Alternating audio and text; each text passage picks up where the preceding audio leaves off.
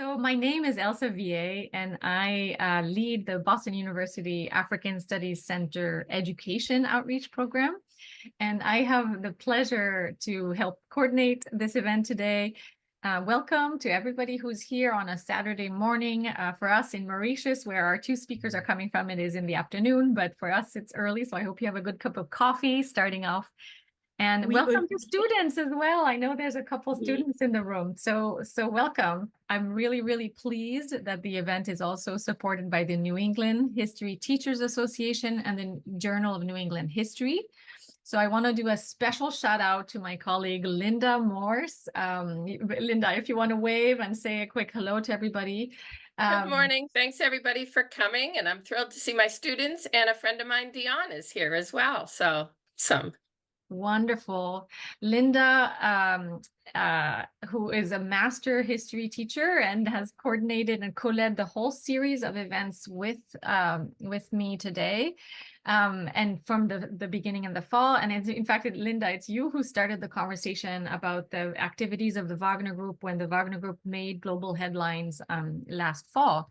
So together, we created a series called Unpacking Foreign Military Presences in Africa. And we also co-listed it with our recent thematic focus on the Indian Ocean.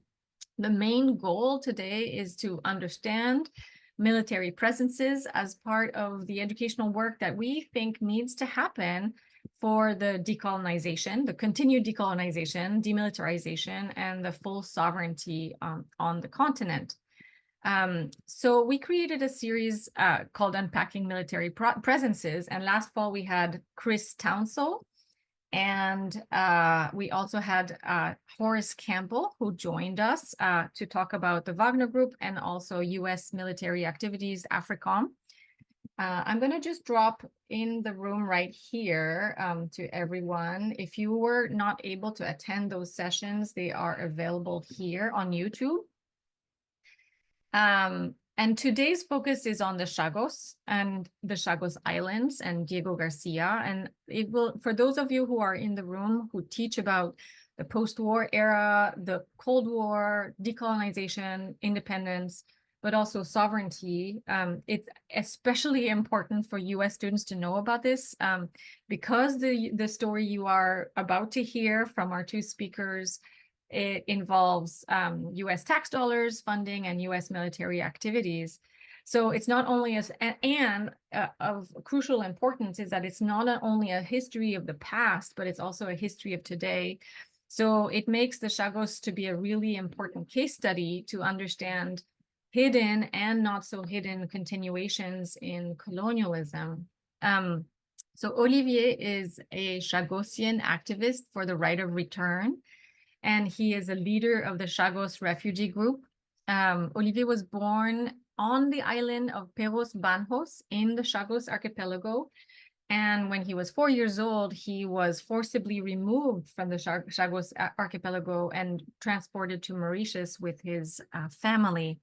He is the son of the late Rita Bancoult, who together with activists Charlesia Alexis and Lisette Talat founded the Chagos Refugee Group in 1982, and they have been women alongside organizations leading the struggle.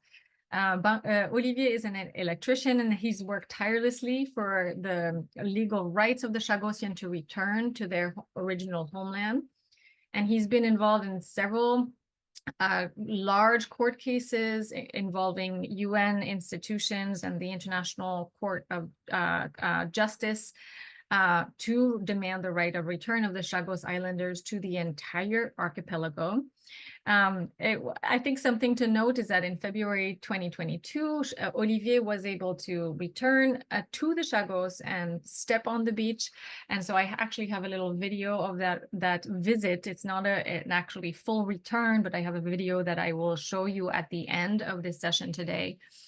And he was able to do so because there have been some recent major legal victories that are the result of struggle, of decades and decades of struggle of the Chagos Refugee Group, of Lalit, of many other actors and organizations who are demanding the right of return and full sovereignty and demilitarization. Our our next speaker is Lindsey and Lindsey Collen. Lindsey is a Mauritian novelist and an activist. Lindsey is a prolific writer who won the Commonwealth Writers Prize for Best Book in Africa in 1994 and 2005. She has many major works, but some of them are There Is a Tide, The Rape of Sita, Mutiny is another one, The Malaria Man and Her Neighbors. Lindsey writes in English and in Mauritian Creole and is a member of Lalit de Classe. And Lalit is a political party that, with the Chagosian, has really maintained a struggle for justice of the Chagos and Diego Garcia through multiple means and knowledge production throughout the decades, petitions, demonstrations, and so on. The website itself that Lalit maintains is a treasure trove. It is included in the resource list that accompanies, and I'm just dropping it in the chat box right now. It's a go-to resource and an archive of this work of decades. And Lindsey today will talk a little bit more about why, first of all, we'll situate the context. What are the Chagos? What are they? What happened? Why do they matter? And why is it important? And what is the current effort of Lalit and what they've been doing for decolonization, demilitarization? And I do want to mention, I'm especially grateful that Lindsey and hopefully Olivier will be there as well, because Mauritius just went through devastating floods this last week, the second devastating floods in this year alone. And there's been much destruction. And I know that you both, Lindsey and in different capacities, are thrown into the major repair and cleanup process that are really Herculean. So without further ado, I'm going to turn it to you, Lindsey. I'm thrilled that you are here. Thank you for being here despite all the challenges for you this week. And looking forward to hearing from you. Thank you, Elsa. And it's a great pleasure to be with you all today. And if you saw me on the phone, it's partly because I was speaking to Olivier, because he's still having difficulty getting the link going. So, but he's trying, and we'll see if he succeeds or not. I do hope he's here to share the platform, because we've worked together for years and years, and we make a nice team. Anyway. Yeah, when I accepted Elsa Wiehe's invitation to do this session jointly with Olivier Bancoult, it was a very different situation in the USA from what it is now when I'm speaking to you. And I didn't expect it to be so turbulent and awakened, a sort of awakening on the campuses all over the US. And this is something I had not expected. And it's a good sign. And it makes it very much easier to have this talk, because it means everybody is, to some extent, thinking about a problem of decolonization in Palestine, which is very much parallel to what we're going to be discussing today about Diego Garcia, Chagos, and Mauritius. So that's the first thing. What happens when there's a big student movement or a big working class movement is that when the state uses repression, or even if the university uses repression, or when they come together to use repression, more and more people come into the movement. And this is quite different from another time. So everybody here is living in a very interesting time where you are in the United States over the last week, we could say. And what is interesting about it is that it's a time when all the partitions in reality and the partitions and walls in our minds fall. And suddenly we see the link between things that didn't seem linked to us before. And that is the fantastic learning value of a time of great social action, when people get into a thinking mode where their thoughts and their actions can affect the world. It's very, very creative time. So we're speaking in a time that's extremely important.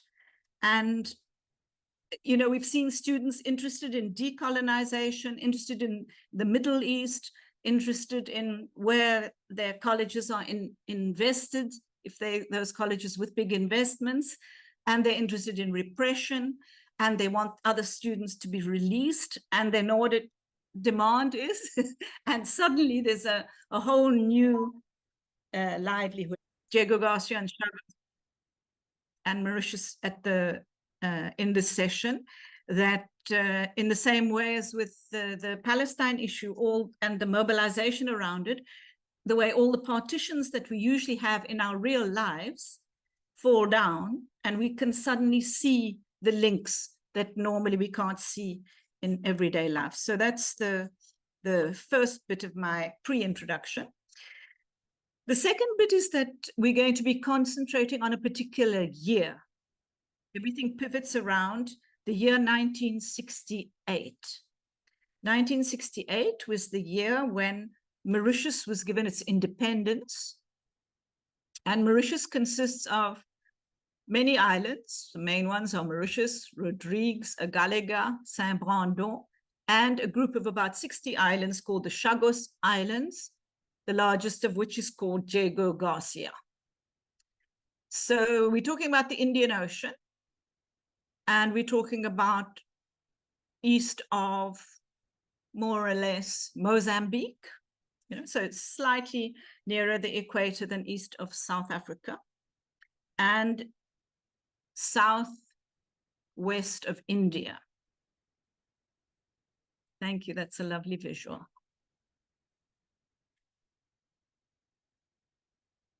So anyway, since Mauritius recently, well, about 5 years ago, went to the ICJ, you see how walls are falling down. We've all just known all about the ICJ because of South Africa's case against the state of Israel for genocide.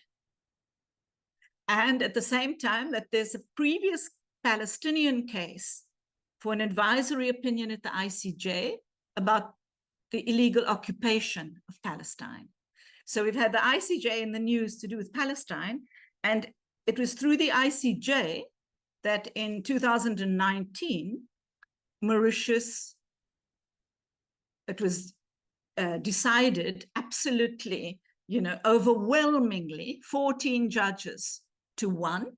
The one who didn't vote was the same US American woman who's still now in the ICJ panel of judges. She didn't vote for it, but all the other judges did. And that's to say that Mauritius, the whole country, includes Chagos, and Chagos includes Diego Garcia. So it sounds complicated at the beginning, but it's like all things, it's simple once you get through the silence that's been imposed by the powerful and the confusion that is imposed by the powerful. Okay, so these are very interesting times that we're talking in, when all the students are in open rebellion and thinking about the whole world and thinking about decolonization. And also, it's why the year 1968 is so important. It's the year around which everything pivots. All the things we're going to talk about, first me and then Olivier, pivot around this date of 1968. And why I'm putting so much emphasis on that in this talk is that the last time that students were in rebellion in such a big way in the USA was in fact in 1968. And it was then also an internationalist element against the Vietnam War, again against a military intervention of the USA's, that there was a huge rebellion. And in that year, I was 20, and I was at university in South Africa, in apartheid South Africa. And in 1968, we were involved in a huge rebellion against the apartheid system and against the war in Vietnam. And in fact, I was arrested and everything just like students now in the USA are being arrested. In South Africa, I was arrested and locked up, and with 20 other students, there were 21 of us. And so, that really marked me, I could say, for life, being in that movement. And that's why I put so much emphasis in the introduction on the importance of this moment that we're talking in. Now, what happened in 1968 is three things. The UK, right from the beginning, it's a joint venture between the UK and the USA. And it's a secretive part of their state apparatuses that organized this, which is why nobody has heard of the issue. So anyway, they decided to steal part of Mauritius. That's to say, to break the country of Mauritius into two bits, give independence to one bit, and keep the other bits. And the other bits were being kept for a very good reason, according to the USA and UK, and that was for the USA to put a huge military base on Diego Garcia Island, which is shaped like a horseshoe. So it's got this huge bay in the middle, really, for the military. The military put their eyes on this pristine island and wanted it as Britain was withdrawing in decent haste from its crumbling empire at the time. So we have in 1968, the first thing is a land grab and this came in spite of 5 UN General Assembly resolutions warning Britain not to do this. So it wasn't a secret. In 61, 62, 64, it goes on about 5 times before independence in 68. It was told this would be illegal, unlawful, and not decolonization. Decolonization is to do with giving an entire country independence, not you keep half. That's the first thing. The second thing that they did was they displaced people like Olivier and thousands of other people Mauritians who'd been living on those islands and coming and going from Chagos, the different islands they lived in, to the Mauritian mainland, either to buy things that you didn't get on the outlying islands, or to come for medical treatment that wasn't available on the islands, or just for, to come on the ship. The ship would come 2 or 3 times a year, and there was a lot of movement between all the islands of what's now the Republic of Mauritius. And so the third thing they did was the aim of the whole thing, that is to build this enormous, catastrophic military base on Diego Garcia, one of the Chagos Islands. So that's what they did, stole the land, expelled the people, and built a base in 1968. So I wasn't yet in Mauritius. I was still in South Africa, and I would only come to live here 6 years later, in 1974. So in 68, I wasn't here. And in 68, Olivier was, he'll probably be able to tell us, a toddler. And I know Olivier since he was in 7th grade, because we were both in a cooperative school together for education outside of school hours. So that's the second bit of my introduction.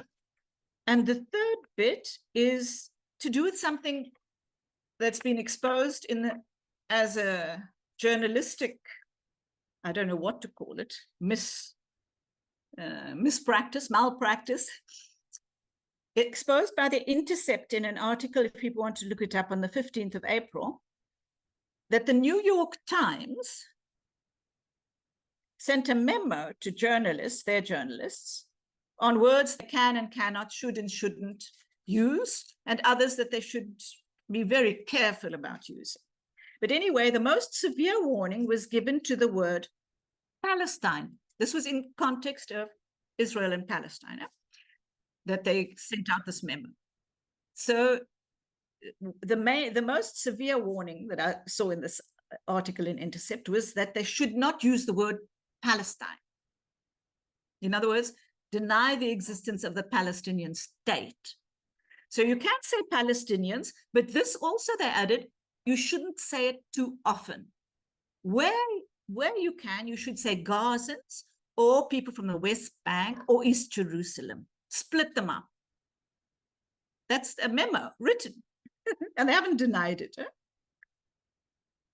And to show the power of something like the New York Times, you know, adding to this, it's like acts like part of the American state apparatus in an informal way, is that in Mauritius, in January, in fact, we didn't manage to do it because it was the first flood in January. A group of art students, young university students here, wanted to do a mural, and they were going to do it in front of our wall at the Workers' Education in Portruy. And so we said, well, yeah, it's a very good idea, but tell us, we have to agree on any written thing in there, a slogan, because it's our wall. And they wanted to put Free Gaza. That's all they knew. And we said, no, it wouldn't be right to say free just Gaza. You have to say free Palestine.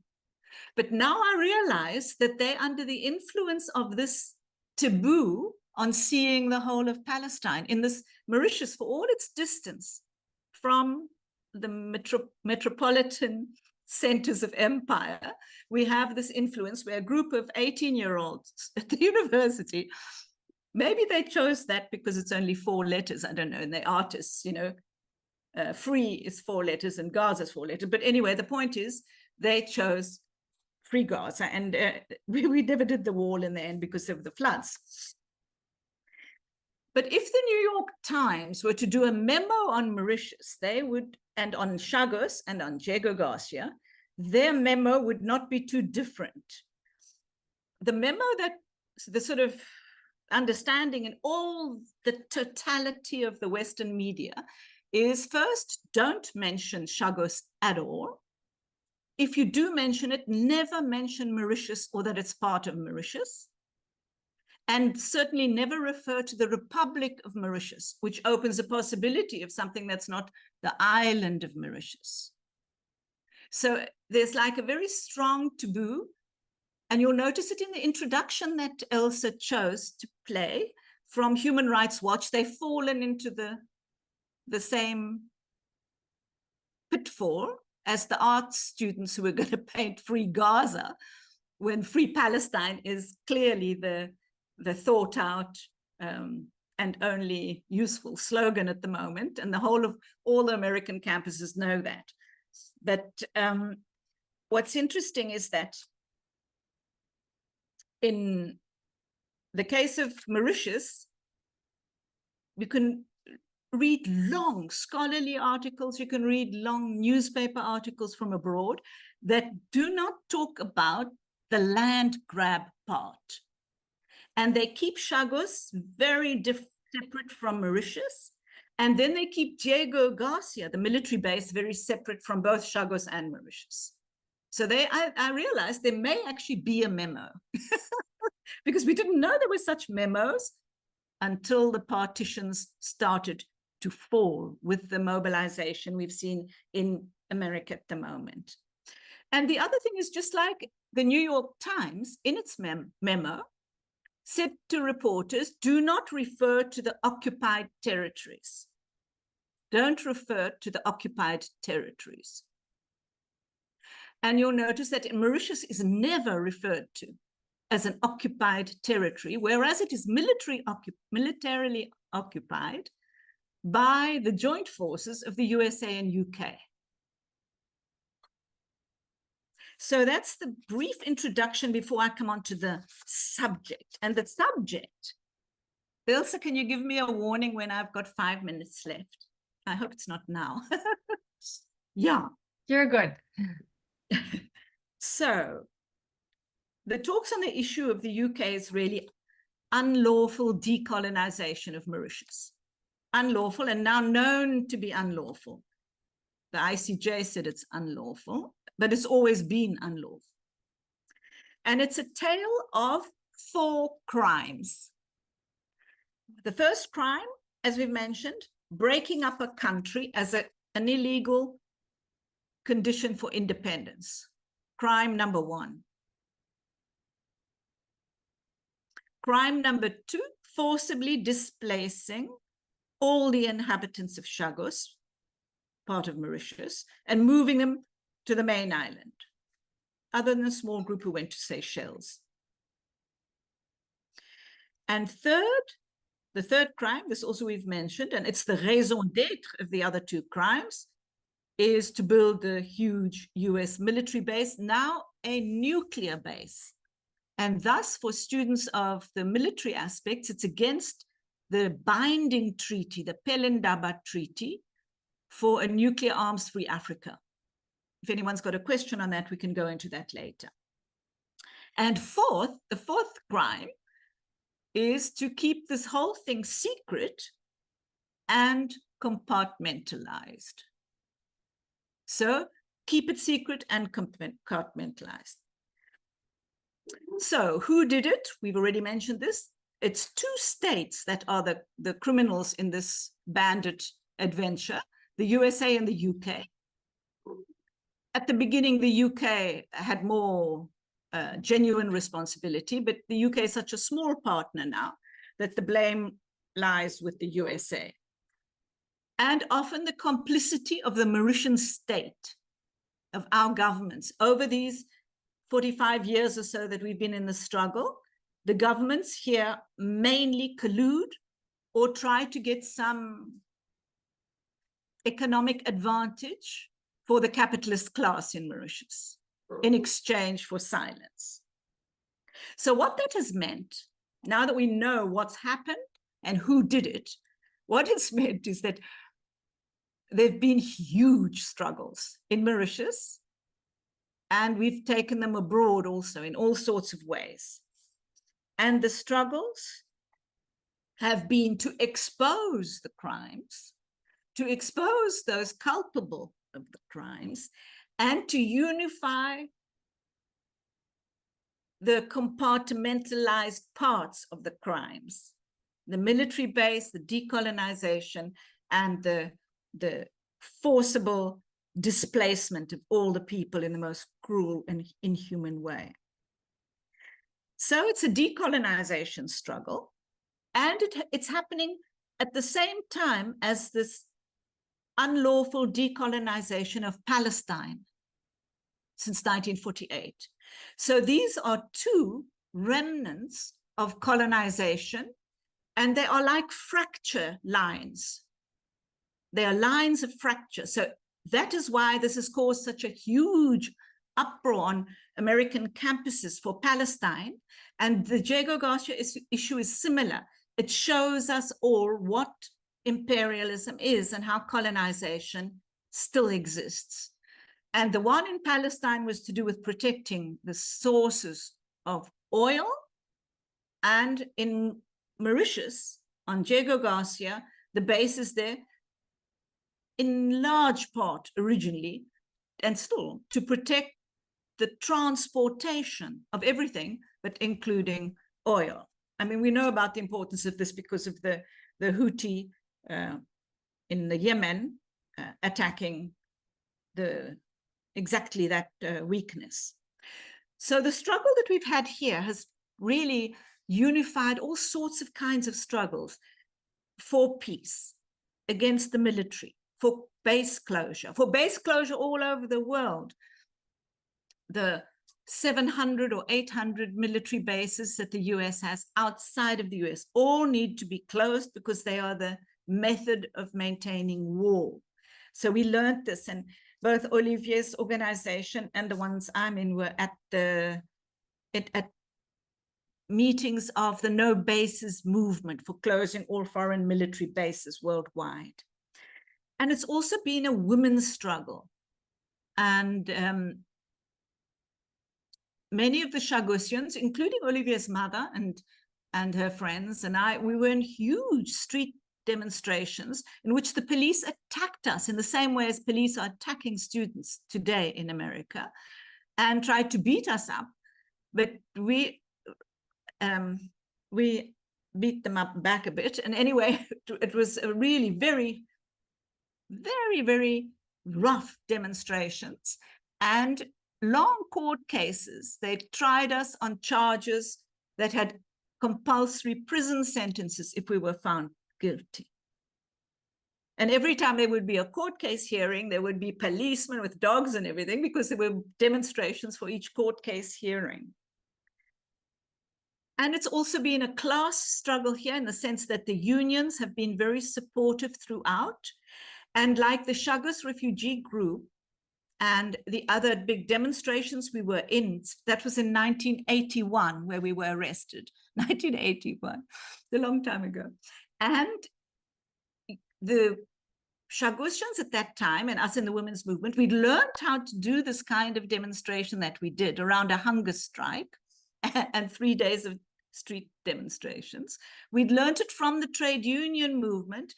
In 1979, there was a nationwide general strike movement, proper movement. And so we'd learned a lot of things. And so it's been an internationalist struggle and also a struggle for the environment. Can you imagine this military base is the most polluting of things imaginable?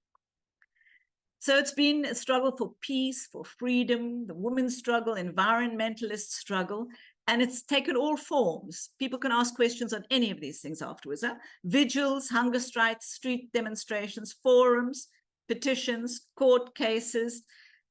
We held 2 big international conferences in 2010, 2016. And there have been political parties, social organizations, unions, common fronts. And then we've done a lot of work internationally by going and speaking abroad as well, in political forums and in social forums, and particularly in that no basis movement. And in the USA, one Lalit member spoke at a big trade union gathering in San Francisco in the year 2000 and linked the Africa Growth and Opportunities Act, which is like a colonial law that the US passes, that you can get all sorts of benefits for the bourgeoisie in African countries, Mauritius counting as an African country, if you don't, as one of the conditions, oppose US foreign policy. Written black on white. That's a very interesting thing. And then we had other interesting things, like we would never have been able to force our government to go to all the court cases that have been so successful if it hadn't been for Julian Assange and WikiLeaks. You see how all the partitions fall? And suddenly we realize, because the cases that Olivier and the Chagos refugee group had begun, they had made huge progress in terms of making people know about the Chagos issue, but raison d'etat, they say that in French, meaning the state is right, not only has rights, but is right, meant that their court cases were having difficulty. And then we forced the Mauritian government, by constant political pressure all these years, to go to the UN courts.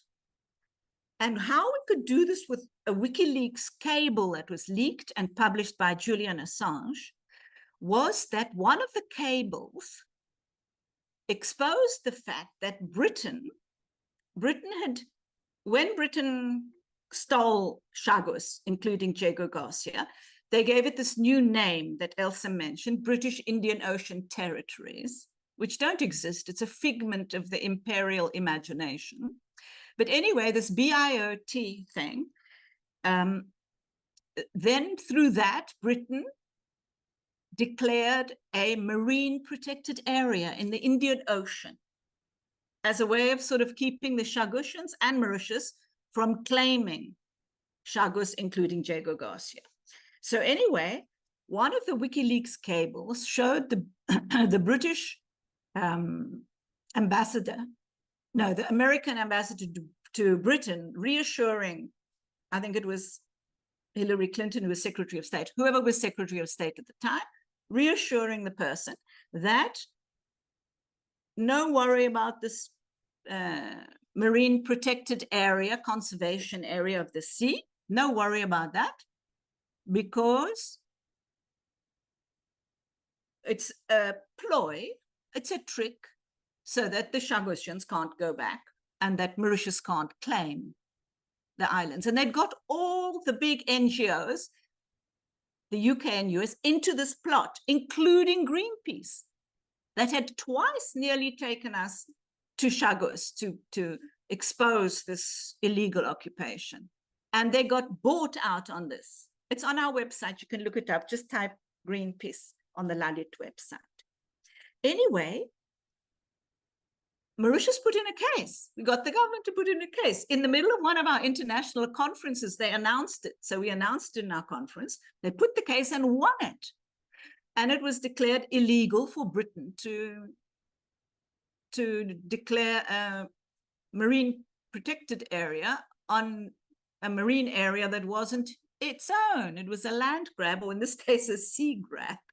Anyway, and you know, the absurdity of having a polluting nuclear base in the middle of a marine protected area, so bizarre.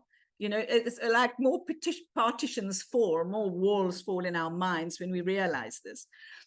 And once they won this case, plus they had a minority judgment that the majority of the judges on this international tribunal on the law of the sea, UNCLOS, the majority of judges said they're not really the instance, they're not the body that should declare whether Mauritius has sovereignty or Britain has sovereignty.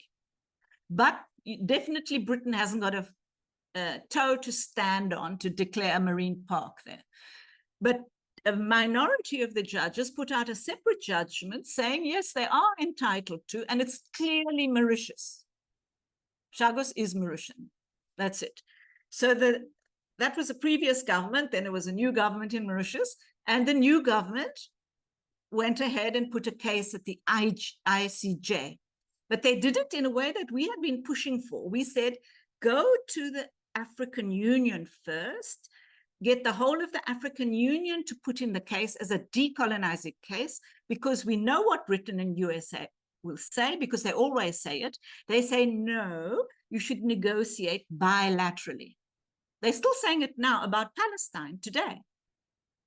Isn't that the reason why that woman that sits there for Biden in the Security Council, she didn't veto one time, but she said it's not binding, because the only thing will be binding is when they're bilateral negotiations. And we're used to this because we've always been hearing this. So anyway, Lindsey, I'm giving you a little 5 minutes. Okay, round up. It's getting to the present day. So anyway, the marine protected area led to this ICJ case. And the ICJ case, as I mentioned it right at the beginning, was a total victory. And the USA and UK had support only when it went to the UN General Assembly for Britain to leave immediately. This was in 2019. It's 5 years ago, this immediately. The court said as soon as possible, and the UN General Assembly gave 6 months in 2019. And the only allies the USA and UK had when that came for a vote were Israel, Hungary, and Australia under the previous conservative government. They might have abstained if it was this government.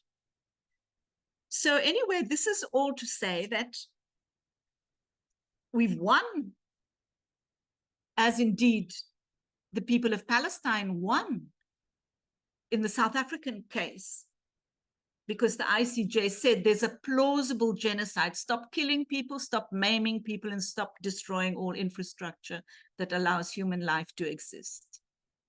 But the balance of forces is such that Israel has continued the destruction, and it's now the people of America that are putting pressure on their own state to stop this. And this is also the way that we, right since the beginning of this struggle on Chagos and Diego Garcia, we have wanted the people of America and the people of Britain to join with us, as they and indeed always have, and to help us in this struggle to reunite Mauritius, for all the Chagosians to have freedom of movement, to go and live there and come back, and for the military base to have a date for closing down and a cleanup, and then a bit of the Earth's planet, which is like a very dark hole where no light is shone on all the abuses, all the war crimes that happen there. Because it's our responsibility as Mauritian citizens to watch out that there are not this kind of crime happening on Chagos, since they recolonized it as BIOT. But we can't on our own stop it. We haven't got the power to. It's only together that we can stop it. The crimes I'm referring to are the invasion and an illegal war of Iraq, the illegal and war crimes conducted from the B-52s that leave from Diego Garcia to bombard wedding parties in Afghanistan, and the torture and illegal rendition of illegal prisoners that has been conducted by the USA on Diego Garcia, and that they have admitted to now. So we're responsible morally. When I say we, I mean the American people, the Mauritian people, and the people of Britain, and the people of the world, of course, but mainly it's us three. And we have the moral responsibility as people of Mauritius to make sure that there's a democratic control over this bit of land, that even now there are prisoners, migrant prisoners, being held on Diego Garcia by the UK and US authorities. People who come in little boats from, they are refugees from Sri Lanka, who were taken, who had gone to India, and then they get in little boats, like those boats that come from Africa to the European countries, or from Cuba sometimes to the US, and they've ended up in the Chagos, and they're being held now, right now. And very recently, I think UNICEF has said that Britain is responsible for the schooling of the kids that are there. They're underage children there. So, you know, colonization is with us. And Elsa, I'd like to conclude on that.